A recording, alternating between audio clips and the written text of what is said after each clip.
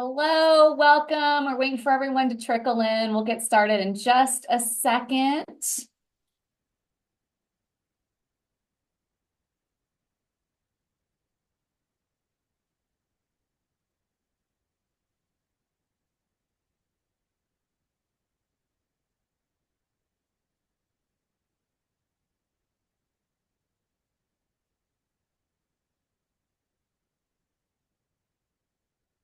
Welcome, everyone.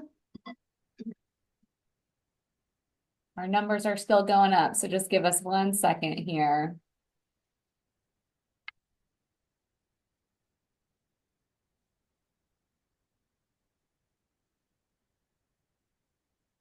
All right, I think that is good. All right, welcome everyone. My name is Jill Camper and I serve as the Director of Orientation here at Emory University. And I'm really excited to be here with you today. My colleagues Karina and Sherry, they are out, so I will be hosting today in their place and then they will be back next week. So we have a lot of information to go over today, but hopefully by the end of today's webinar, you feel a little bit more at ease about moving in. We're moving on to campus next month.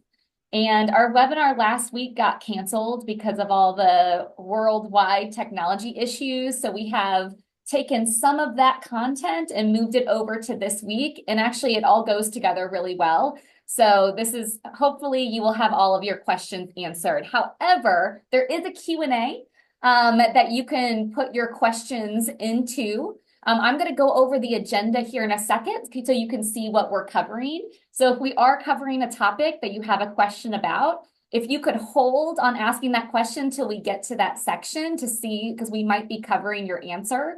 And then if we don't, feel free to ask it. So we are going to go ahead and get started. Just a reminder that all of our webinars are posted online at family.emory.edu. So if you missed a webinar this summer that you want to watch, you can go watch it for the first time. Or if you be like, hey, Sherry said this really insightful thing and I don't remember what it was, you can go rewatch the webinar and we get those posted pretty quick after we are done. So please head to family.emory.edu. If you want to see any of this information again. So today we're going to do an overview of residence life and housing. We're going to go over campus dining. We're going to talk about everything you need to do before you arrive on campus. We will talk about what to expect on move-in day and during orientation week, and then just go over some important dates in the semester that'll be good for you to be aware of.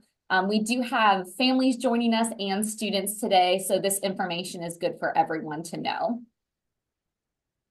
So once again, my name is Jill Camper. I'm the Director of Orientation. Nikki, can you please introduce yourself? Sure. Hi, everybody. My name is Nikki Laird, and I'm the Director of Housing Occupancy and Assignments in Housing Operations and Campus Life. Rachel? Hi, my name is Rachel Fest. I'm the Director of Business Services at Emory University, and our responsibility covers mail services for students. Sherry? Hi, I'm Sherry Ibrahimi, Director of Conference Services and Housing Administration. Welcome. And Scott? Hi, I'm Scott Roush. I'm the Senior Director for Residence Life, Sorority, and Fraternity Life at Emory Atlanta campus. Nice to meet everyone. All right. And Scott, can you start us off by talking a little bit about residence life? I can. So the first thing that we'll talk about a little bit is the structure of folks that are in the buildings to support your students, or you, if you are the student. And so we have these three folks who are there, our complex directors who are full-time professionals. They live in or near the buildings. Some of them don't live exactly right in the buildings, but they do live on campus and near their buildings. And they are responsible for supervising all of our residential student staff. They meet with residents on a fairly frequent basis, and they serve as the primary contact for parents, guardians, and families if there's anything that your student needs or has an issue that they need fixed.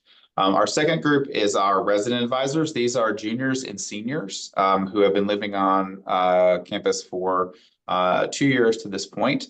They are getting ready to they arrive here fairly soon, a week from today, and they will go through a fairly extensive series of training to both help the programmatic piece, so things for your students to do during the day and evening, but also resources for them to connect to and crisis support stuff if there's any needs that the students might have overnight or during times of need for the students that RAs can help. And then our sophomore advisors are a group of students who have just finished their first year, and they live in our first year spaces and are specifically dedicated to being mentors, connectors, help with they provide programs and support and are really there to be the ear to listen to, a shoulder to lean on, sort of the first friends that we sort of expect for our first year students and helping them navigate the year. And so these are some of the wonderful people who will be engaged. We just hired our final complex director. She will be starting. She's an Emory alum. Her name is Allie Barlow. She's not pictured here, but she's very excited to be here. She is, those of you who are in Alabama and Dobbs, if you don't see those listed, she will be hosting those, and she's very, very excited. And then you can see Melissa, Brandon, Chris Kumar, Melissa, Brandon, Chris Kumar, Dominique, and Tyler are going to be those resource CD, our complex director folks, who will be your students' reference. Sorry to get ahead of you, Joe. My bad. So programming, for our first year group, we have a lot of different things, particularly our 5-week kickoff, which will be started with weekly floor meetings for the first 5 weeks, and then a series of programs that are really set up to get your students connected and get them solid on a good solid foundation to start the sort of marathon that is their first year. And then Songfest, which is we are celebrating our 40th anniversary of this event this fall. This is the picture to the left, which is sort of part of the event. It's hard to describe. It's sort of like a giant band competition with lip sync. If lip sync was screaming at the top of your lungs and changing the lyrics to popular music to both promote your hall and to diss the other halls that your student doesn't live in. So that's kind of the summation of it. My thing I always say about Emory alums is that if you ask an Emory alum about Songfest, they can tell you who won their first year and they can tell you who should have won that event. Swoop chats are events that happen during the year. Our RAs and SAs will check in one-on-one with your student. We do that 4 times a year where the RA will come in and have a specific set of questions to ask about how your student is connecting academically, how your student is connecting socially, and just to make sure that they have all the resources that they need to make sure that they're having a successful time. And then the first year farewell is an event we do at the very end. It's a mirrored event that we do with our senior class, which is around sort of crossing over from your first year to your second year. And then locally, each hall will run its own set of programs. So the hall itself will have a series of programs throughout the year, and then each floor will have a series of programs. Some of those are reoccurring, like it says here, Tea Time Tuesdays, where there might be something that happens every Tuesday or Wednesday, and the students just know it occurs and they can show up and do it. And then there'll be other ones where they'll be more involved, whether there's a video game tournament, they're going somewhere off campus, they're bringing catered food in. And then we have 2 signature programs that happen every year, one in the fall and one in the spring, that each hall does their own specific thing that sort of embodies the culture of that specific residence hall. And I'm sure this is all paramount on your minds is safety. We want to make sure that our environment, the little city that we're running every day, is as safe as humanly possible. And so there are a couple things that we have. First of all of our buildings are essentially locked and they are key card access only. Students will have what we call a double entry, except for one building, but they will have a double entry where they have to enter into the building, and then there's a second key card where they have to prox into the residential space. All students do have access to all of the lobbies of all of the buildings. So if your student lives in Raoul and has a friend that lives in Eagle, they can go and sit in the lobby with that friend, but only students who have access to their specific residence hall can get into the residential area. One of the things that we say is that students shouldn't loan out their cards. It actually says it on the back of their ID card. If they look, they are supposed to be in possession of it at all times. And they should be really conscious about who they're letting into their buildings, right? If it's somebody they don't know, they shouldn't be afraid to say, are you a student here? Do you live in this building? Just because that's part of the sort of us, see something, say something, helping us keep these buildings as safe as we can. We also have the Emory Safe app, which we will ask your students to download the minute they get onto campus. They can actually do it now if they want it, but we will also ask them to do it when they get here. And that provides them with a series of quick accesses to all of security needs that they have, particularly direct access to EPD without having to use their cell phone to call, and lots of other things that they can do if they need it. We also do have blue light phones strategically placed around campus. These are stanchions that are actually blue, but there's also a blue light at the top. And there's a red button that a student can hit, and that will give a direct line to our Emory Police Department. And then as my department goes, we do have an RA on call every night from 5 p.m. to 8 a.m. And they are on call 24 hours for the weekends. And that means they are carrying a cell phone. That number will be posted all over the hall, and the RAs will give that to the students on their first day.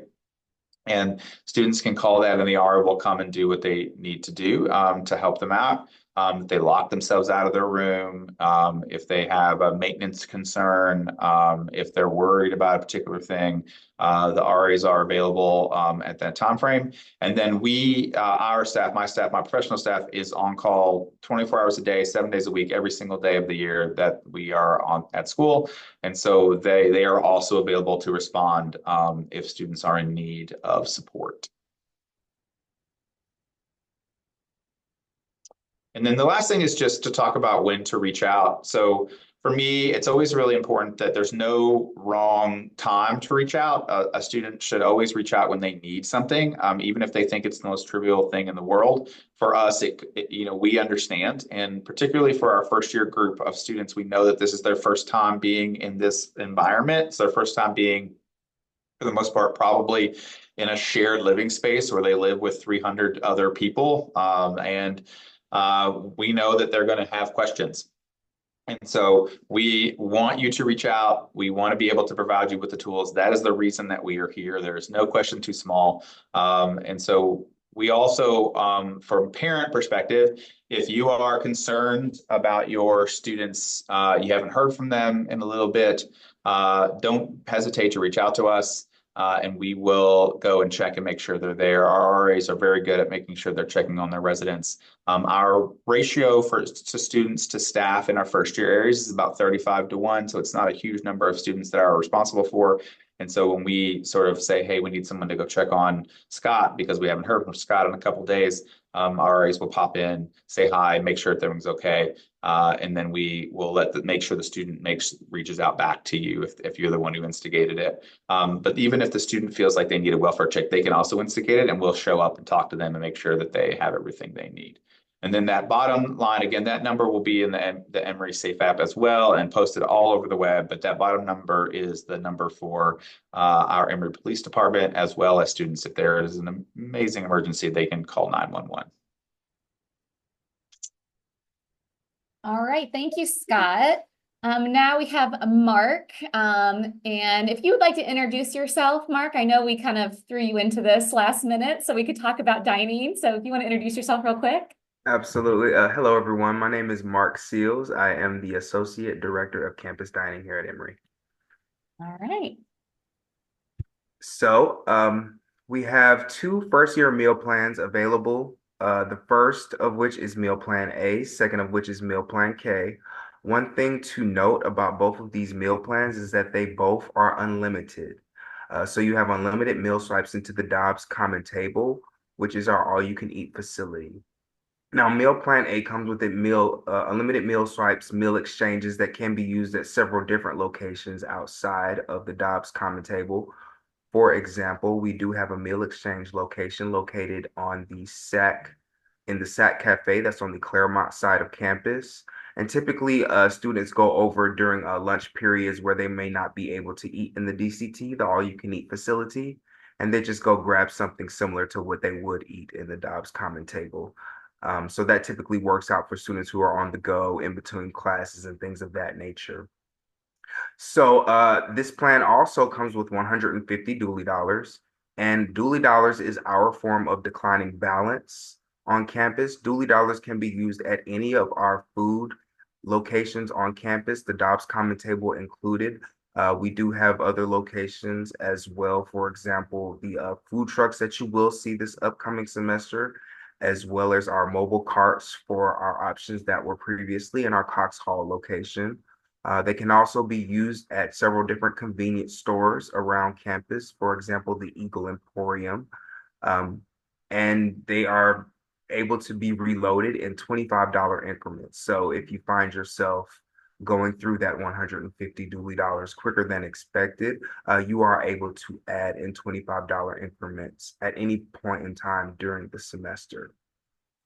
Meal plan A and K both come with 16 guest swipes into the Dobbs Common Table. So if you had somebody that you wanted to come eat with you, family, friend, or anybody that was not on a meal plan, you could notify the cashiers and they would be able to use this guest swipe for you and your guests to be able to dine. So Meal Plan A and Meal Plan K both have a lot of the same functionality. The only difference is Meal Plan K grants access to our kosher station. Our kosher station is a separate area in the back where we bring in food from our partner from Kosher Gourmet, and they have a particular menu that changes every day, and that is available to the student population to view, as well as the menu that is in the DCT on a regular basis. And now it's important to note that Meal Plan K participants can partake in any of the options outside of the kosher station. It does not limit you to that station. But Meal Plan A, however, would not be able to go into the kosher station because that is not a kosher plan. So those are the main differences between the two plans. And it's important to note that these two plans are mandatory for first year students. We like to make sure that you all have a reasonable amount of time to get acclimated to all of our facilities on campus. And in later years, we are able to let you make those own decisions about how your class schedule flexibility, spending habits, and things of that nature can fit into your meal plan.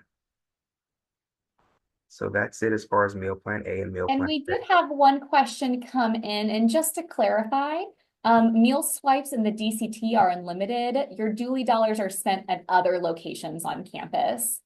Yes, they are spent at other locations on campus. Meal swipes are only good for the Dobbs Common Table as well as those meal exchange swipes. I do see another question about what time does Dobbs close for unlimited food swipes? As long as the Dobbs Common Table is open, they do accept meal swipes. They also accept dually dollars, and no, there are 3 different door prices for the DCT based on the dining period. For example, breakfast costs one amount, lunch another, and dinner, and so on and so forth. All right, so dietary needs, we cater to a very large audience with a lot of different dietary needs on campus. It's important to note that our Dobbs Common Table is shellfish, tree nut, and allergy free, so we do not serve peanuts in the Dobbs Common Table. I did see a question about that. We do have a vegan and a vegetarian station, both dedicated towards making sure that cross-contamination does not occur from any of the other stations. So they are essentially separate from everything else. Our avoiding gluten station is for our students who have gluten sensitivities, and that can be accessed by anybody who comes to our office with a particular need. So if you find that you are on meal plan A and you are sensitive to gluten and you would like access to the avoiding gluten station, you would just have to reach out to the dining department and we can grant you access to that. We also do have our kosher station again for our kosher meal plan, as well as we feature halal meats on different stations throughout the DCT. So we do have a wide variety of options for everyone to enjoy. And if you have a specific dietary need that you are concerned about, and it may not be immediately addressed as far as the signage in the DCT, we encourage you all to reach out to our office. We have a team of dietitians at the ready, as well as chefs, to collaborate with you all to figure out the best possible scenario for you to get everything you need as far as food in the dining halls. And Mark, for folks watching, if they signed up for meal plan A and now they want to go to K, or if they signed up for K and they realize they don't need it and want to go back to A, what should they do? So if you discover that your meal plan is not working for you, either A or K, you do have a time period that you can switch. So for example, if you were on meal plan A and you wanted to go to K, you have until September 3rd, and that is for all of our meal plans. For the fall semester, you are able to change from one meal plan to another without it impacting your accounts in any way. We're able to make that change fairly easy. But yes, that deadline is September 3rd. So we do give you some time to check out your meal plan and see if it works for you. We are able to work with you if you find that you are not. And I see several questions about DCT times, and we are just about to address that. Yes. So the DCT is open for 3 different meal periods, and the DCT is open 7 days a week. So of course, we have our breakfast period that starts at 7:30 in the morning. Those are for our early risers, and that goes till about 9 a.m. Now, that is a full-fledged breakfast where all of our stations are open. They're available to the public, and breakfast is in full swing. At around 9 a.m., we go on what's called a modified service, to whereas they're getting ready for lunch period. So the options as far as breakfast will be a little bit more limited, but there are still some things there for people who want to have a little bit of a later start. But we are rolling into the lunch period, if you will. Now, the lunch period starts at 11 and it goes until 2. Now, it's important to note that once you swipe in for breakfast and you leave the dining hall, the next period that you will be able to swipe into would be the lunch period. And that starts at 11. And it goes all the way until 2 p.m. So it's a full service lunch. Every station is open. Like I mentioned earlier, all of our, avoiding gluten, kosher stations, vegan and vegetarian, and we have several different stations that are open. And those go until 2 p.m. Now at 2 p.m., we go on a modified lunch service.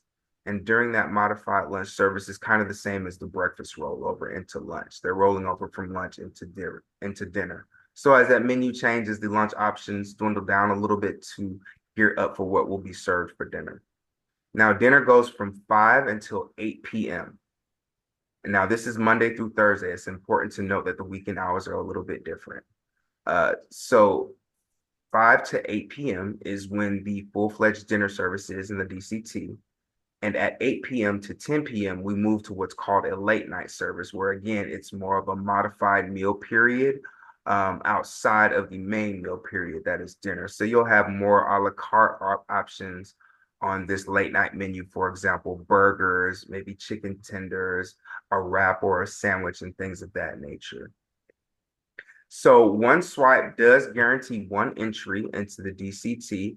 And like I said earlier, if you wanted to eat with someone, you do have guest swipes available to you, 16 of those that are refreshed after every semester. So you will get a total of 32 guest swipes for the entire academic year. All right. Now, the DCT again is open 7 days a week, but it's important to note that the weekend hours are a little bit different. So Friday, of course, we open up at the same time, but they close at 8 p.m.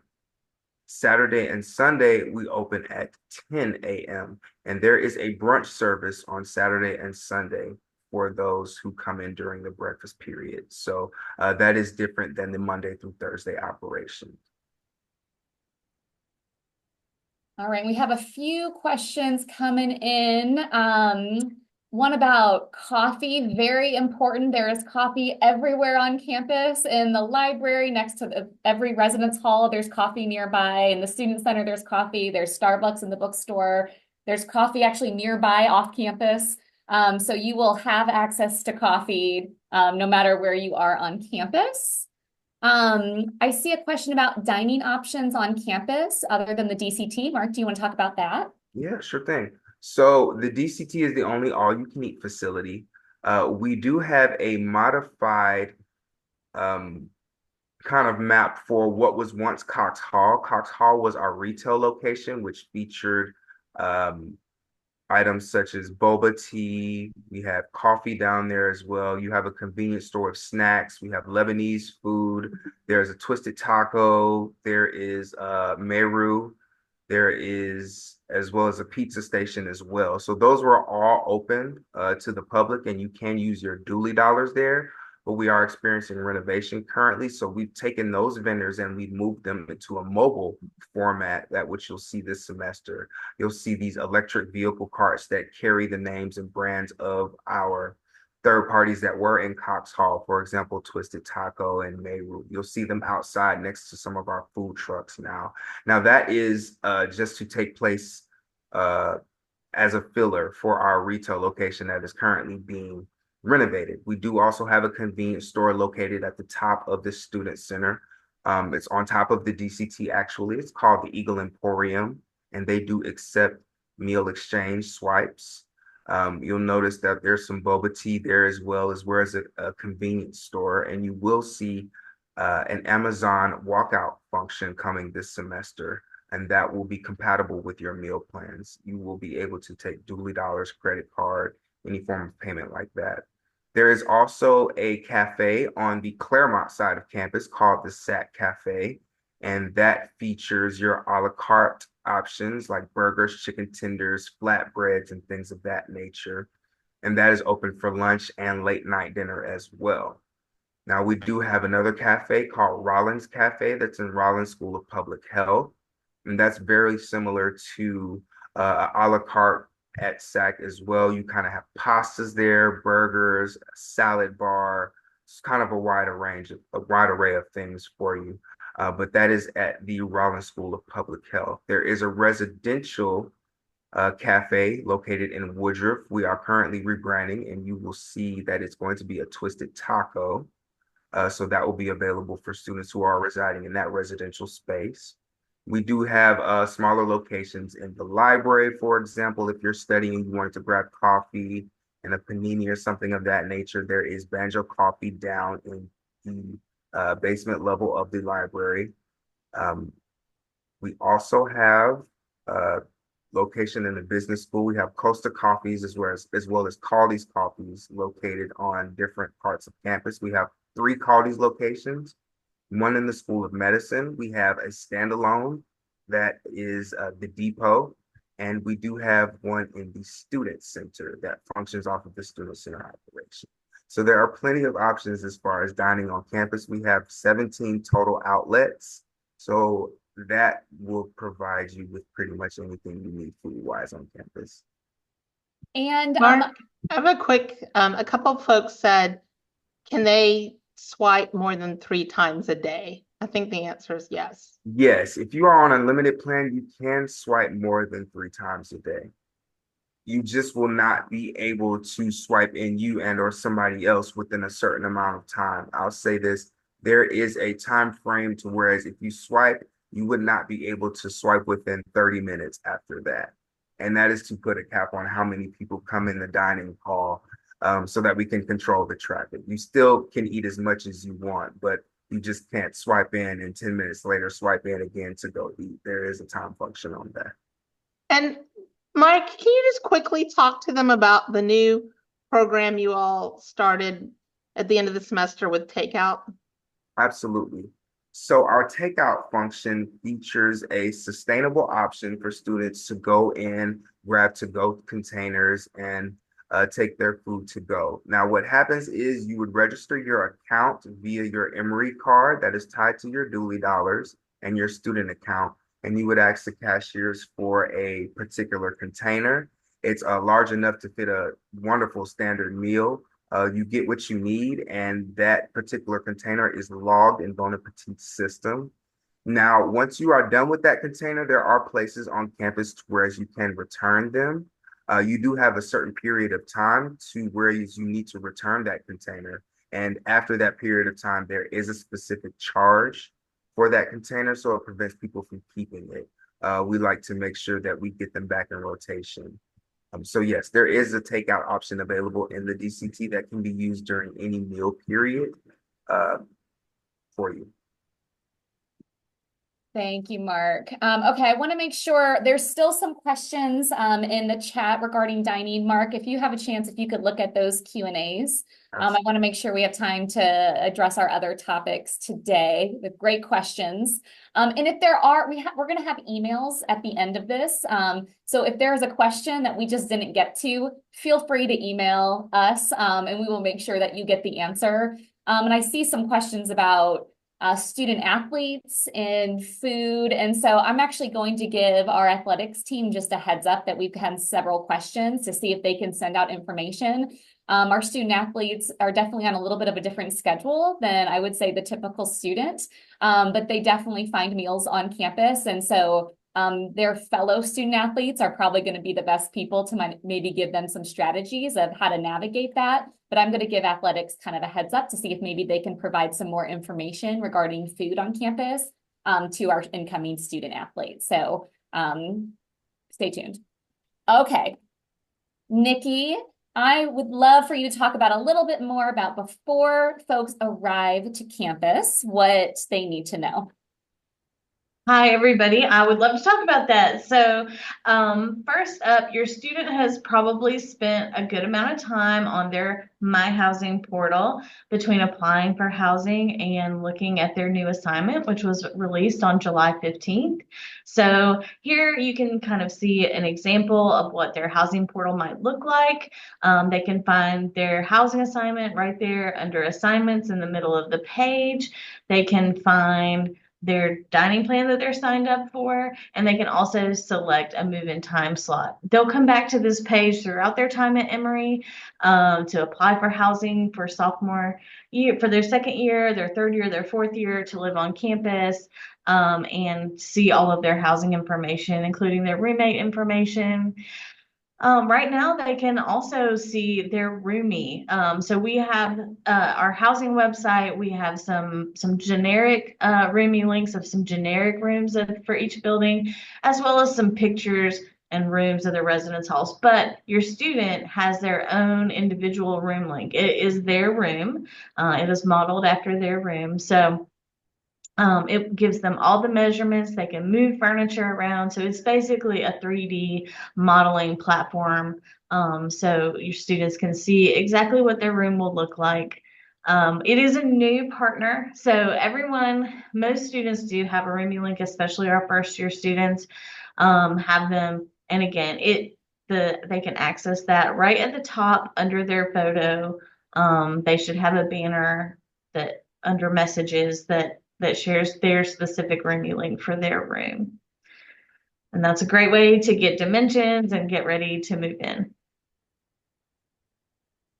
So packing, I'm sure packing and shopping is a big part of this summer before you move in for the first time.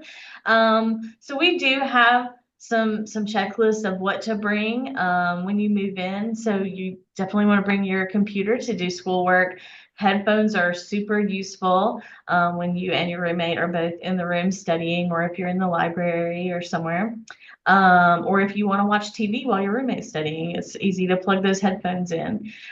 Twin extra long bedding, towels, cleaning supplies. So if you live in a building with hall bathrooms, then those are cleaned by our staff, but your student is responsible for cleaning their own room.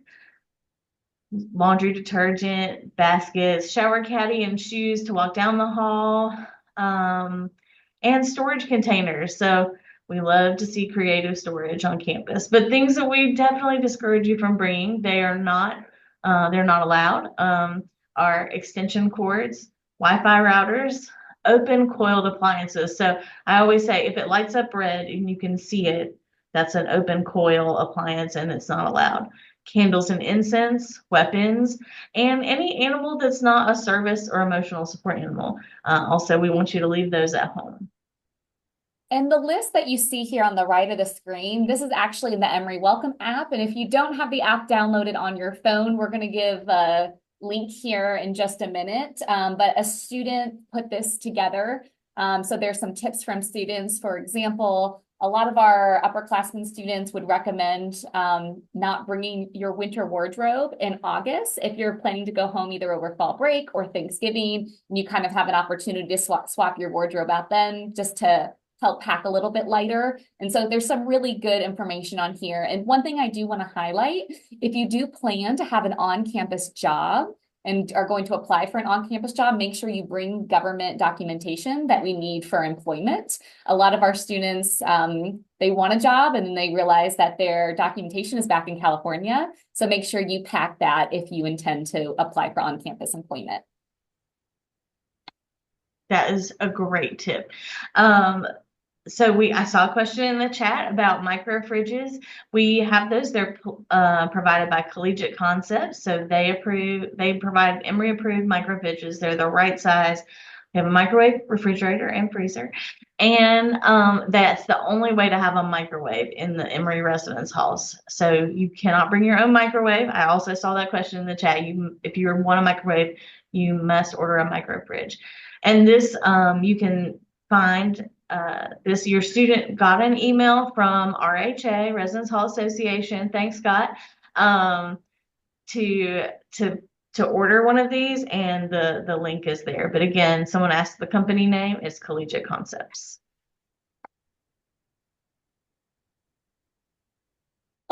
Nikki, question. If people order a micro fridge, when they move in, is it in their room? It is. So it's convenient. You don't have to move it in. It is delivered for you. Can people bring air purifiers? Air purifiers? Yes. Okay. Is there a fridge and a microwave at the lounge on each floor? Yes, we do have kitchens in all of our buildings that have a community fridge, community microwave, if you don't bring your own. And just to be clear, that's one per building. Yes. One community. So it's not on the floor, it's one per building. That common fridge. And then if people want to bring their own mini fridge without a microwave, if they're okay not having a microwave and just want a mini fridge, is that allowed from a different company? Yes. If it follows, there's it has to be no larger than 3 cubic feet and be UL approved. But that a separate micro fridge, a separate mini fridge, no micro, just mini. The only micro fridge you can get is through CCI. And this is a conversation that students should have with their roommate, just to make sure if you're bringing 2 fridges, that's what you want in your room, is to have 2 fridges. So this is a good conversation to have. Does anyone know off the top of your head how much a micro fridge is? Or is that information just on the website?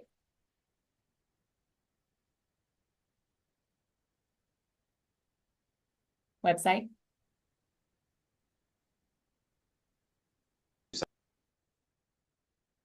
I think Scott's looking it up. We'll put that in the chat once we get there. Okay, I'm just looking through. Is there a deadline for ordering a micro fridge? It is $176. $176 to rent the fridge for the year. For the year, okay. And there isn't a deadline per se. They will take orders until August 1st. So the orders that are taken before August 1st guarantee that the fridges will be there when your student arrives. If you get there and decide, if you thought you weren't going to do it and you get here and decide that you wanted to do one, you can still order them day of move in. They'll just take a couple of days for us to get moved into your space. So they won't be there. I would say probably 24 to 48 hours, but we're pretty fast at getting them into the rooms once we know the orders are there. Nikki, air fryers? That's a no. Air fryers are a no. They're a fire safety hazard. Correct. And toasters?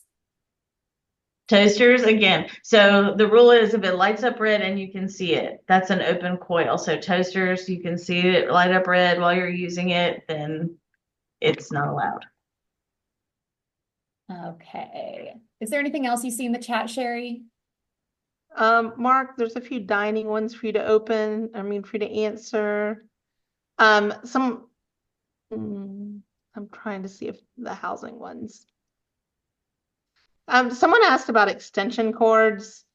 Again, this is all, for safety reasons. There's plenty of outlets in the room. Like our students have found that's enough. But I know there's a few surge protector extension cord questions. And this is everything in our policies are just for our safety. All right.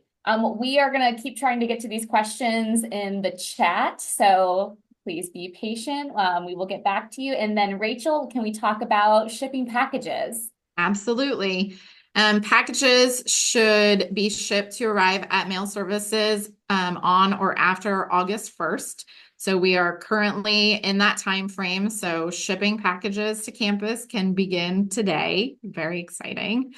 Pods are placed on campus for package pickup during the week of move-in until that Saturday, the 24th in the evening at 4 p.m.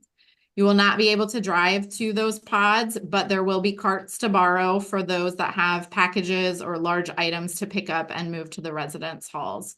The pods are conveniently located throughout campus and are associated with your housing assignment, and the location can be found in the Emory Welcome app. Sorry, there you go. That's okay. So this slide applies to not only move-in, but for the entirety of the academic year when students are living on campus. You will use this address format. You need to include the student's name and what we call the MSC number as it is listed in Opus and in the housing portal. 1762 Clifton Road, Suite 1650, Atlanta, Georgia 30322 is the address of our central mail services receiving hub. They will receive all of the packages and distribute them out to the pods during move-in and to the assigned mail center after move-in. Any packages that are left at the pods after Saturday at 4 p.m., those will be transferred by mail services to their regular mail center for pickup. You can go to our website for more information that's listed below. And if you have any specific questions about packages or mail, you can email mail services directly. And if it's about a package, please have the tracking number. And Rachel, can you talk about students who want to use Amazon on campus? Sure, they can use Amazon. Just make sure that it is addressed to 1762 in the Amazon app. That will prevent packages from getting left outside. We will receive from any of the carriers, Amazon, USPS, UPS, FedEx, just as long as the address has the MSC number and the student's name and that address. And can you once again just quickly talk about shipping to campus versus like you can ship directly to campus using this information if you want to ship anything ahead for move-in day? I'm sorry, say that again. Just that I you didn't can understand do that. the question. I answered the question. Yes, you can ship ahead. Yes. If you want to ship things for move-in day, you can ship them directly to campus using the information that Rachel's provided here. Yes, and you can start shipping today. Mail services will hold the packages and transport them to the pods so that when you arrive on campus, you can go to the pods to pick up. I will mention there was some questions about athletes arriving before the 19th. If that's the case, please email eumail@emory.edu and let them know that that you'd like to pick up your packages before the 19th, and they will have them available to you.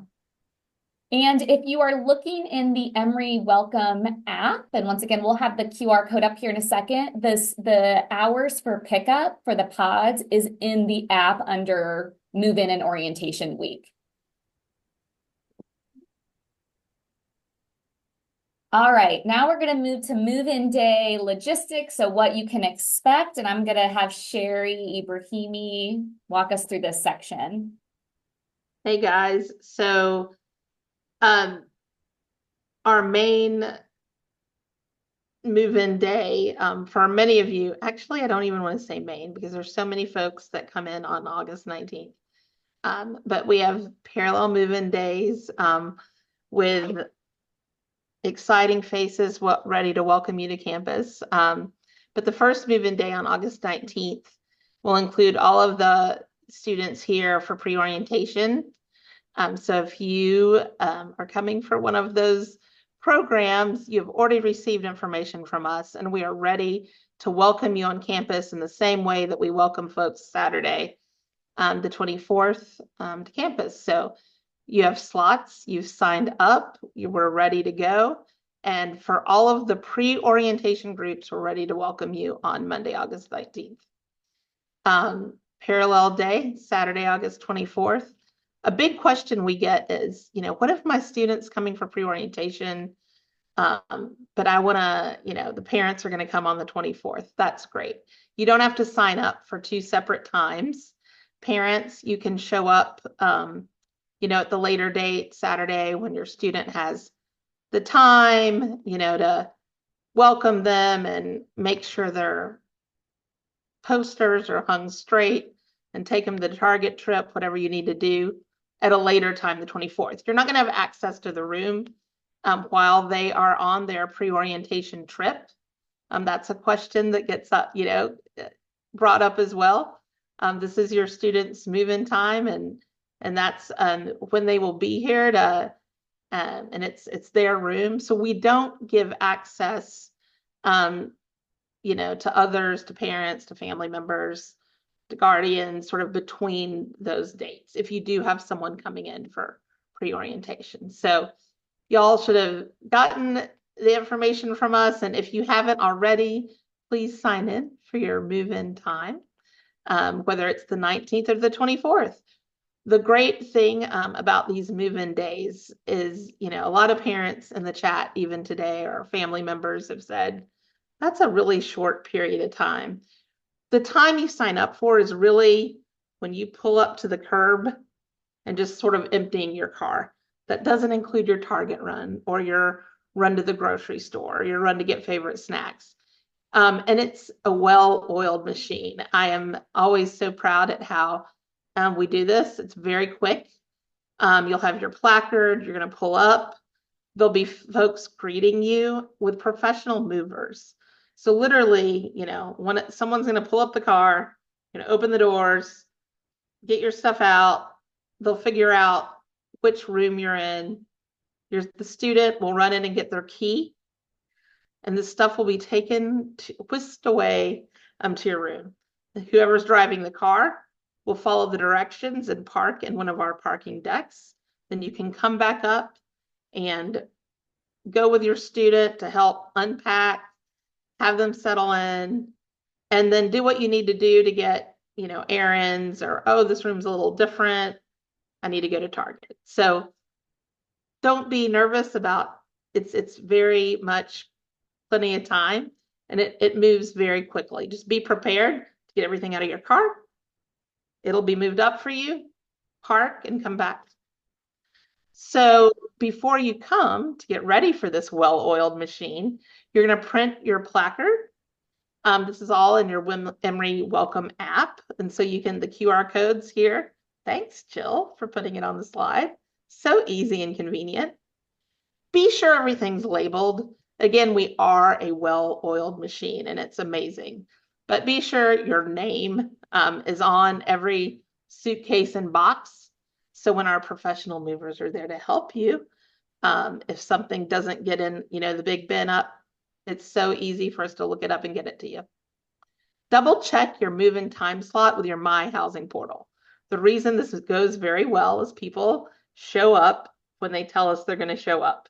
Again, when we plan like this, it's so smooth and wonderful. So if you signed up for 10, please show up at 10 and not 9, so it goes smoothly. And then review everything in this Emory Welcome app. This app is amazing. and has all the answers to your questions. So the app will tell you exactly sort of the path and route to come to your residence hall. And we cannot wait to welcome you. Just have that placard in your windshield and we're ready to go. Oh, there are a few of you, just a very small handful, not arriving on the 19th or the 24th. I know that those include some of our athletes. I spoke to a mom the other day with triplets who all have the same move-in day at 3 different universities all over the country, Midwest, West, and Emory. So, so yes, occasionally there are a couple people not coming in on the Monday or Saturday. And your move-in process, we'll ask you to come to the main Residence Life and Housing Operations office in Rowell Hall, and you'll be able to get your keys there. And we'll have a friendly staff member greeting you and there to answer all your questions. Check-in. So when you pull up to the residence hall and all the items are out and the professional movers have moved things up to your room, your student will come into the lobby of the hall and they'll check in. Be sure they have a photo ID. Students on the call have your photo ID and you'll exchange it for keys and your Emory ID. Emory ID will tap you into the buildings and key will get you into the room. And this is dependent on, hopefully all of you have uploaded your picture for your ID card so you get it at check-in. If you haven't done that, let's do it right after this webinar, guys. Like in the next 2 minutes, please. Yeah. Then you can go to one of the locations to pick up your pre-ship packages. And Rachel, we did have a couple questions about this. When you're picking up packages, what kind of ID do you need to show? Your Emory ID. And that is it's going important to that you get that first, and that yes. If you haven't uploaded your picture, you're doing it right now. Yes, so you will go to the check-in table, you will get your Emory ID, your residence hall key, and then when you go to our pod locations, which are basically just big storage, just like those big pods that you'll see, those big storage units, you'll have to show your Emory ID to get your package, and no matter when you get your package throughout the year, when it's shipped to campus, you have to have your Emory ID in order to receive your package. So actually, when you get to Emory, we're going to give you a little welcome bag too, that's going to be in your room. And one of the things you're going to get is an Emory card holder that kind of goes on your wrist. You can hook it on your backpack. You're going to have that with you at all times on campus because you're going to need it to access printing on campus, your packages, your residence halls, your food. So that's something that you're just going to have on you at all times. So yeah, someone can't pick up your package for you. You have to do it yourself. Yep. And I think that's something that comes up a lot of the times. Parents just think they'll go, gotta have your Emory ID. And the pod pickups will also be available on pre-orientation move-in day. It'll be available on both of the days. And once again, the hours are going to be in the app, but we'll have staff members around to direct you in the right, point you in the right direction. So after you've done all of this, then it's time to take a deep breath.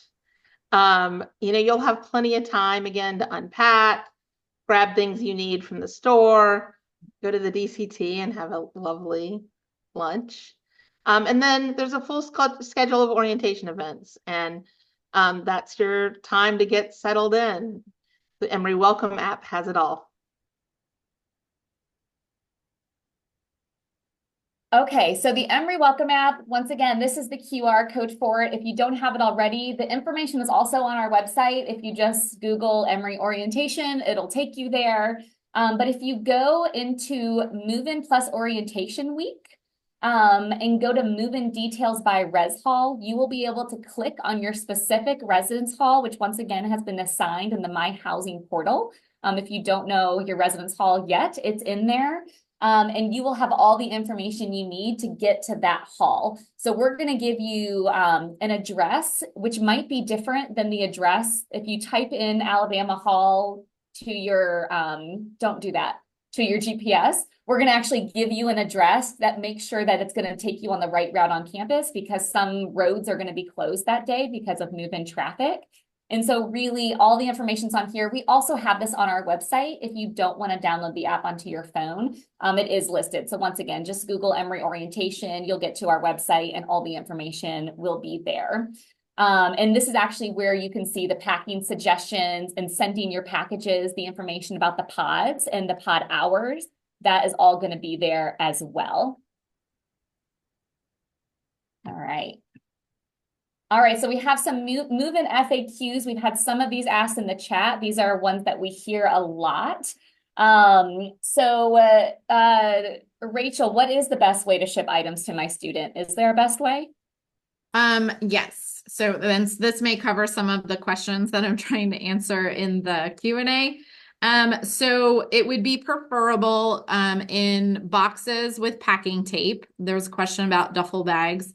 The items you should be able to maneuver them. So this picture of this, what we call a speed pack, if it's bigger than that, you may have to manage carrying it from the pod. So just be aware of that, but we can accommodate whatever size packages. And then we want to mention that just make sure, again, you have your student's name. The MSC number is incredibly important, as well as the address 1762 Clifton Road, Suite 1650. And then the zip code is 30322. And all of that information is on our website under students and parents. I also want to mention that if you're getting anything like Instacart with fresh food, Uber Eats, DoorDash, Amazon Fresh, you will want to do that. You want to address that directly to the residence hall, not to 1762. Mail services is not able to store food. So if you're ordering something just off Amazon, you use the big Emory address with the mail stop. If you are ordering Amazon Fresh, Instacart, anything fresh food, delivery, Uber Eats, then you would use your actual residence hall so your student can go out and meet them and grab their whatever they ordered. Yes. Great. We talked about fridge at length, so I'm just going to go ahead and skip that. Can I use bed riser? Sherry? Yes. So all of our rooms have a frame that is, you can adjust the height. We do it at a preset height with the beds lofted. So some of the, drawers are underneath, but you'll be able to make adjustments. Can I loft my bed, Sherry? Yes. So they will come sort of a little bit pre-lofted. Well, and depending on which building you're in, right? It varies from building to building, but you'll be able to make some adjustments, Jill, based on your preferences for room furniture arrangement. And I would say if you're interested, if the bed height is not at the height that you would prefer it, then just reach out to the RA or the SA or the complex director in the building, and they will come and assist you in either raising or lowering the bed. If the beds are raised to the highest level, there are rails and ladders that are attached to those beds, so that the students won't roll out. And then what size linens? Twin extra large. Extra long, right? Extra long. Extra, yeah, twin extra long. And then what should I do if we have multiple cars on move-in day? Line them up. Yeah, you can just line them up. You'll unload. It'll be the same process, and then you'll just go park them. We discourage U-Hauls. It's not necessary. Car is fine. Fit it in the car. The residence hall room is not as big as the house. Where can I go shopping nearby for items that I forgot? Target is nearby. Walmart's nearby. The one thing that's great about Atlanta is if one Target doesn't have what you want, the next one might, or the next one might, or if you need to go to all the Home Depots. We have a lot of stores that are not too far from Emory's campus that are pretty easy to get to. When can I drop things back off with my student if I go shopping? I am going to go over move-in day schedules here in a second. But if on Saturday, the 24th at night, you decide you want to go to a store and buy some things for your student, you can arrange a time on that Sunday morning to drop them off. And so there will be times that you can drop stuff back off to the residence halls. And if you're not sure when, you can just reach out to us and we can let you know. But if you look at the orientation week schedule that's also in the app, you'll be able to probably kind of figure out a good time for that.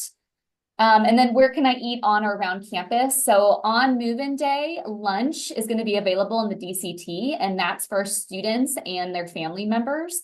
There's also just some other options available on campus, and all of that will be available in the app. And then we'll have like coffee set up if you need some coffee and things like that. And water stations. Okay. All right, so some helpful services that I've also seen a couple questions about in the chat. Nikki, can you talk about Storage Squad? Absolutely. So Storage Squad, again, is another one of our partners who we partner with the Residence Hall Association. You can order with them to have packages shipped to your room, have them delivered to your room. So this is one of the services where you can have things delivered directly to your room, just like the microfridges. The deadline to order is August 1st if you want it to be in your room when you get there. And then we also offer renters insurance to students with GradGuard. They are, so your student already had the opportunity to sign up for GradGuard.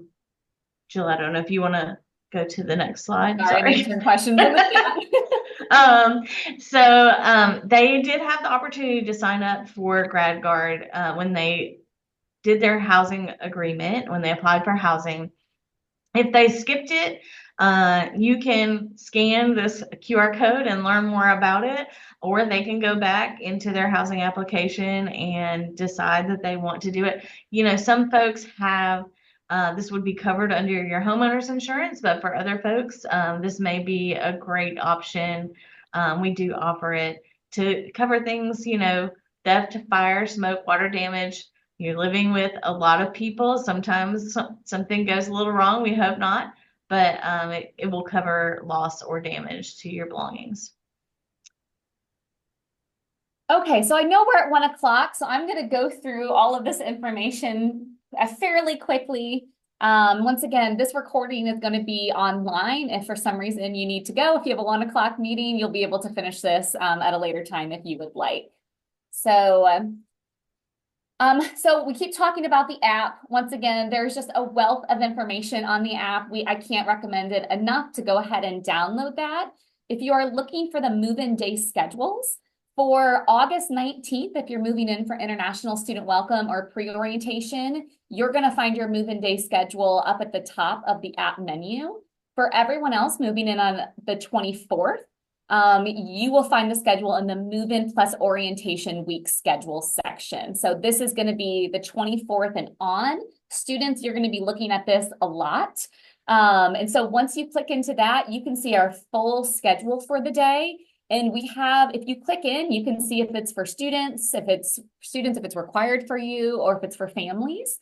If you look at these little dots here, everything yellow, families are welcome to, which is basically almost everything on move-in day up until 4 o'clock. So you'll be together on both move-in days. You're basically together till 4 o'clock if you would like to be. And if you want more information, click into the event. It'll give you a description. You can download it to a calendar on your phone if you don't want to keep checking the schedule on the app. So that is how you're going to get information from the app for your schedule. For programming on move-in days, so whether you're moving in on the 19th or the 24th, the programming between 8 and 4 o'clock looks essentially the same. So we're going to give you time to move in. You're going to have a resource fair that's going to have a lot of tables. On the 24th, it's called the Emory Expo, and we have over 100 tables from all of our academic departments to campus. Any campus service that we have on campus, they're going to be there. So you can just wander around and ask questions or just see everything Emory has to offer. We have campus tours. You can go over to our bookstore. I will tell you, it's probably going to be pretty hot. We've had a very brutal summer, and so it is a very casual day. And we just recommend dressing accordingly because you will be walking around campus quite a bit. At 3 o'clock, this is where we encourage families and students to say goodbye for now, and that we really hope you come back and visit us during family weekend. And which we'll tell you the date for that here in a second. So this is your time just to wrap up any loose last minute things. On the 19th, students and families, you will all head into our student center. The students are going to sit in the front while the families sit in the back for a session. And then the students are going to leave to start their pre-orientation activities while the families do a session with our Dean of Students, Dean Odejimi, and our Vice President for Health and Wellness, Dr. Raper. So, and then students will be busy the rest of the night in program-specific activities. And then families, you will do that session, and then you're welcome to join us for a family reception if you just want some food and cold drinks and just celebrate the day and take a deep breath.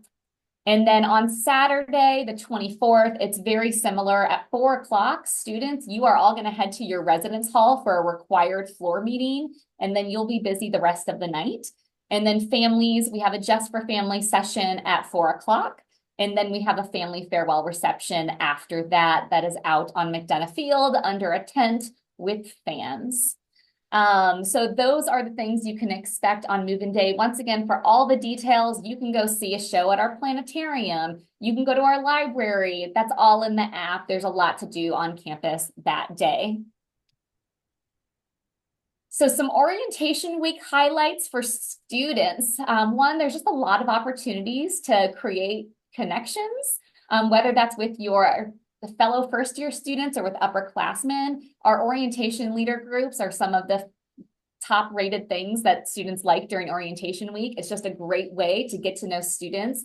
There's about 15 other students in that group with you, so it is small, and you'll have an opportunity to get to know other students. And then we have events like Taste of Emory, Rec the Night, our pep rally, kind of our big social events that are at night.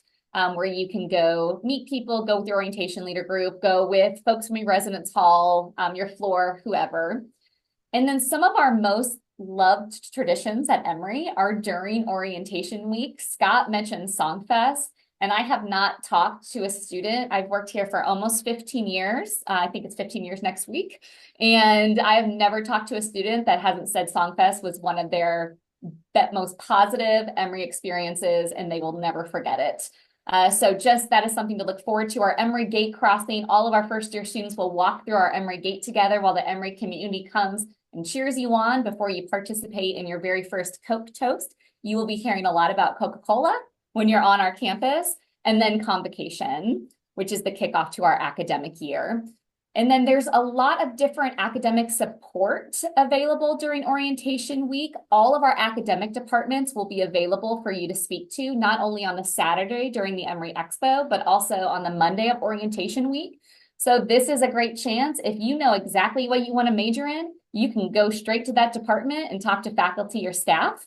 If you have no idea, then you can just pick something that sounds really interesting and just go hear about it, because there is no pressure to pick a major right now, but we have a lot of places that we want you to explore. Or maybe you just want to know if you want to take an anthropology class and what that might be like because you're interested. And so this is a great time just to chat with our faculty and staff.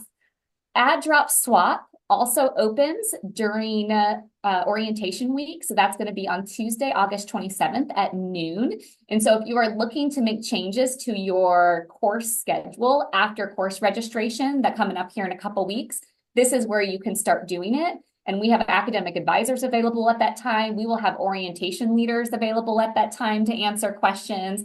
So you will have a lot of support if you have questions of when you're making your class schedule. And our students are really good to talk to about that, our upper class students, because they're good about like, hey, that class is in this building and your next class is in this building. When are you going to eat lunch?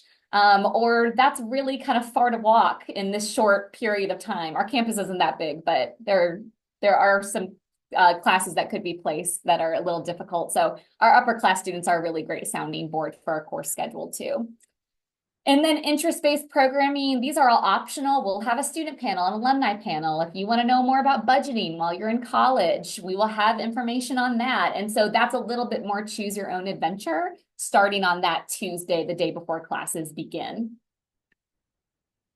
So some things about just for our families, how to support your student right now. I'm going to have Sherry take this, and she has the oldest child in the group who's going to go to college soon.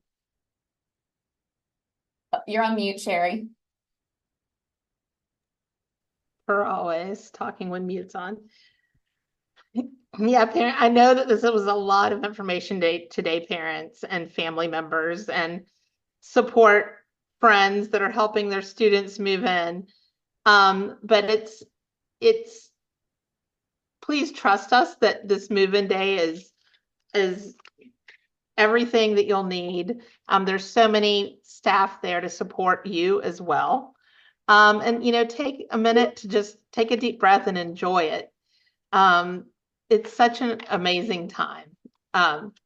So in the midst of getting everything up to your room, walk down the hall and you'll feel better when you see the other parents, family members, students there. Everyone's going through the same thing you're going through.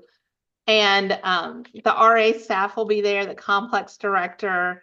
There's so many wonderful people there at the building to greet you and all your new friends. I mean, I'm very old, as you can see from my aging hair and wrinkles. And I still remember my move-in day at Emory. I'm actually an alum, and I remember those moments of folks that I met. So take a deep breath, soak it all in, and get to know the people on the floor.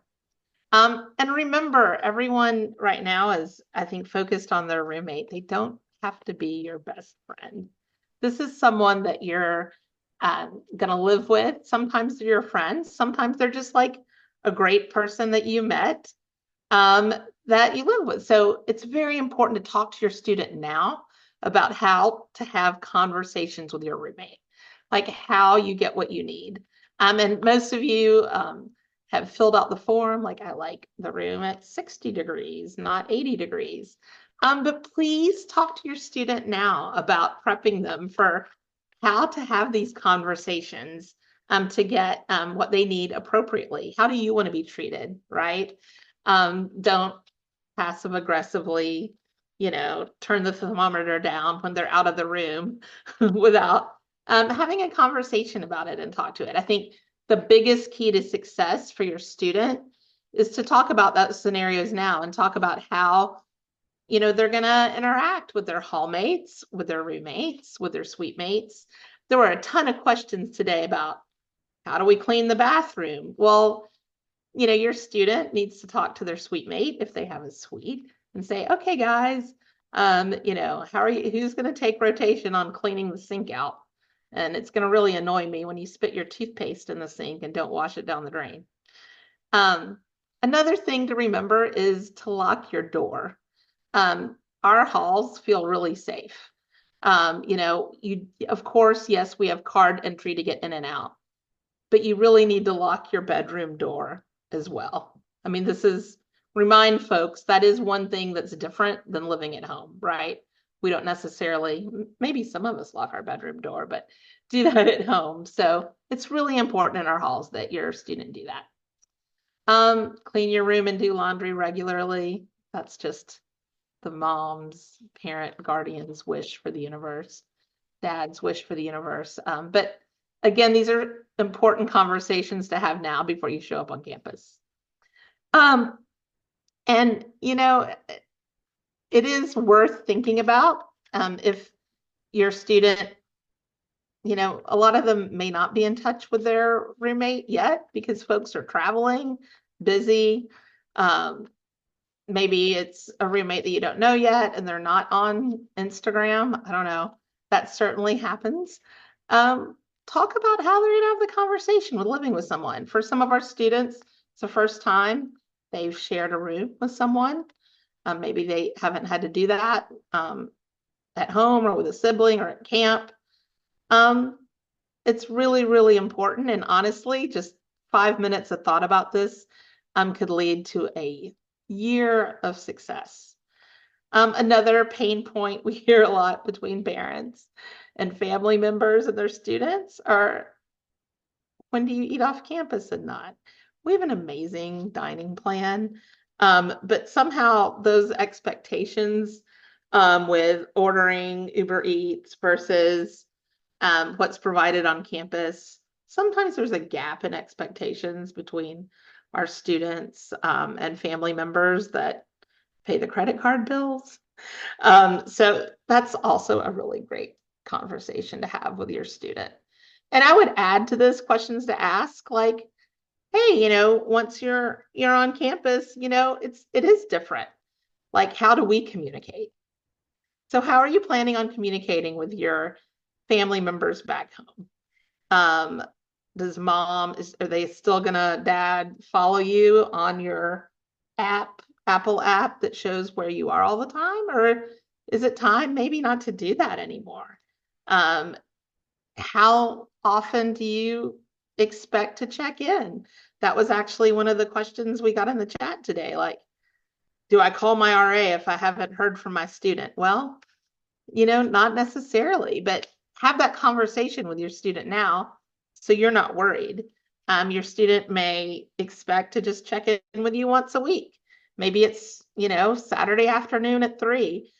Maybe you set a time, maybe you don't. Maybe you're a texting family, but I think setting those sort of next step conversations is a great thing to do to successfully transition.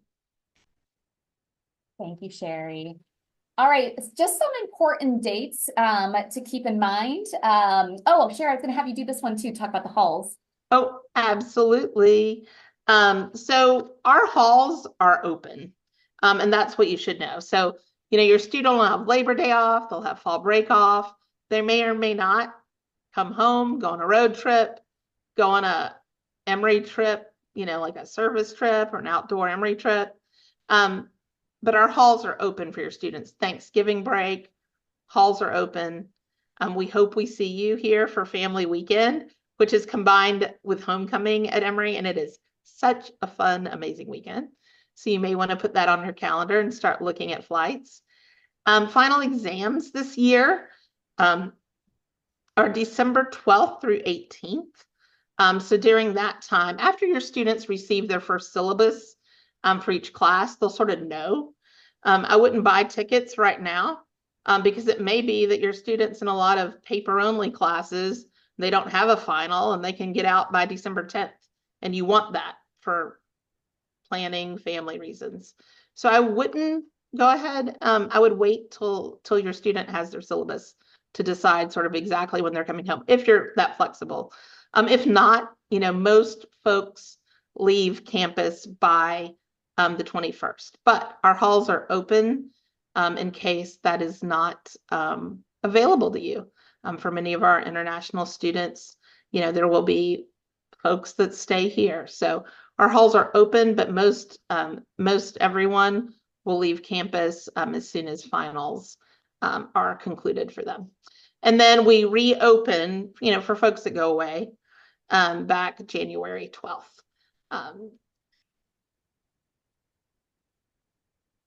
All right, and then just some important reminders is everyone has access to our to-do list. It's in the app, it's on our website. I have it taped up in my office. I look at it every single day.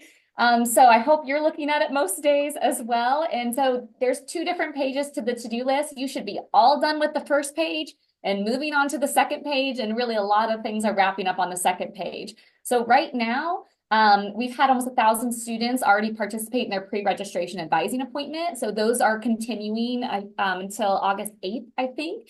And so make sure that you have signed up and that you are attending, because that you are going to meet with a professional academic advisor who is going to talk to you about course registration, making sure you have all your documents submitted, your final high school transcript, AP IB scores, go ahead and get those in. If students are not going to stay on their families, if students want to stay on their family's insurance, then they need to sign a student health insurance waiver. If that waiver is not signed, students will be automatically enrolled in Emory's health insurance plan, because all students have to have health insurance on our campus. And so if you do not want to be enrolled in Emory's plan, which you will get charged for, then you need to sign this waiver. And that information, once again, is on our to-do list of how to submit that waiver. Same thing with completing health forms and submitting the immunizations. There are holds on students' accounts right now as their student health services is going through submissions. So if you've already submitted it, hopefully that hold will be coming off soon. I think they're running about a 2-day processing time right now. So it's usually fairly quickly, and feel free to reach out to us if that hold is not lifted. But if you haven't started, you need to start submitting those immunizations now, because if you don't have those submitted, then you're going to have trouble registering for courses. And we don't want that. So please get your immunizations in and your meningococcal acknowledgement form. I think I pronounced that correctly. And then signing your student financial agreement and reviewing tuition insurance. Once again, all this on the website. We have more information on our websites about each one of these items. Tuition is due. I just saw that the fall payment is due September 4th. And is there any other questions? And your bill should be posted.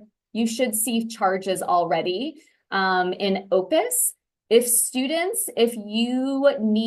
you expect someone to pay your bill, then you need to add them in Opus as a bill payer so they have access to your bill. And you also need, if you want someone to have access to your information while you are at Emory, you need to add them into Opus and give them guest access. Once again, this is on your to-do list. Families, if you don't have that guest access right now, and that's an expectation you have of your student, then that's something you need to talk to your student about sooner rather than later. And then just going through the chat really quick, there's a few things we did not get to answer. We've gotten through almost 300 questions. So if we didn't get to your question, I am very, very sorry. I am going to put up, I'll go back to that in a second, our emails here. When in doubt, email ec.orientation@emory.edu and we will put you in contact with the correct office. But if you still have a question that we weren't able to answer, please reach out. And once again, this recording will be posted on family.emory.edu shortly. And then we have a couple things coming up next. On Friday the 2nd, we have a webinar just for first generation student support. So if you identify in that way, or you're not sure, please tune in and you can hear a little bit more about that support on campus. And then also on Friday the 9th, we will just have open drop-in hours. So if you still just have questions, come to that, and Sherry and Karina will be here and they are happy to answer whatever questions you have. So once again, thank you so much for joining us today. We are so excited to welcome you onto campus in August. Don't hesitate to reach out. And we wish you the best of luck for the rest of your summer. We'll see you later. Bye. Oh, Jill, I was just going to say, if there are any questions that we didn't get to, please email family@emory.edu and we will try to respond as quickly as possible. I know there's a lot that we didn't get to cover. And financial aid questions should go directly to financial aid. So, Thank you, Tina. Thanks, everybody. thanks.